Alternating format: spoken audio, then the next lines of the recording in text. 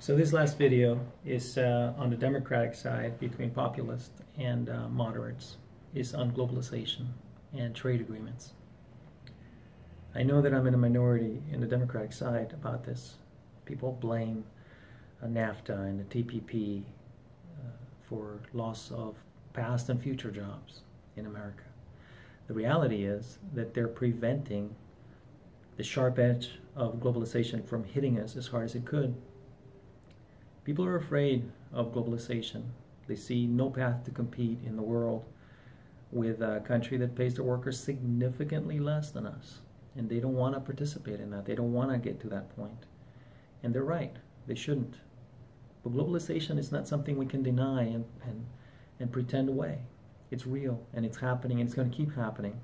And the question that we have is whether we're going to turn inward and become protectionist, or we're going to engage it and not just participate, but lead those efforts so that we have a say of how things change. And this is why NAFTA and the TPP are good for America. Because NAFTA and the TPP are trying to set the rules. We're sitting at the table and not just participating, but leading the talks on how to do it. If you want to solve the big problems of the world, we need to work with the rest of the world. And the way that's going to work is through political and economic ties, which are cemented in trade policy. The Trans-Pacific Partnership doesn't include China, but it's designed to suck them into the process over time. It's going to be very important and a big disadvantage to China not to participate. There are a lot of environmental requirements that we are meeting and others aren't, that these agreements are going to bring forth. I would like for people not to be afraid of globalization. They should embrace it. Germany, by the way, pays their auto workers more than the United States companies do. And their cars are doing very well all around the world. The Germans didn't just double the workers' wages. What they did is they paid them more because they've trained them to do more, and the quality products they're providing around the world are in high demand. There's a process to help our workers, and it's not to be protectionist. We have to get ahead of it, and we have to lead. America is in a position where we need to lead the world.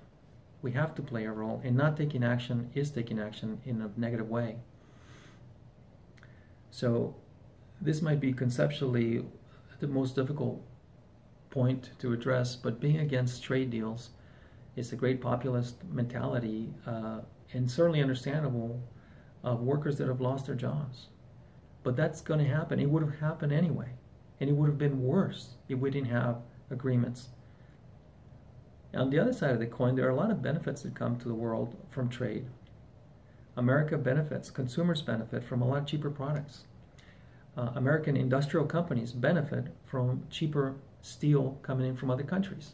Certainly, we have passed legislation recently that have very high tariffs on Chinese steel and other steels that are determined to be cheating or subsidizing illegally or wrongly some of their exports.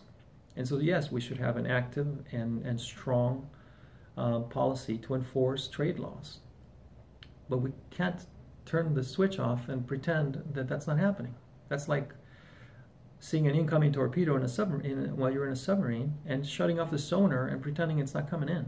Globalization is happening, and we have to engage with it. And the way to engage with it economically is through trade agreements.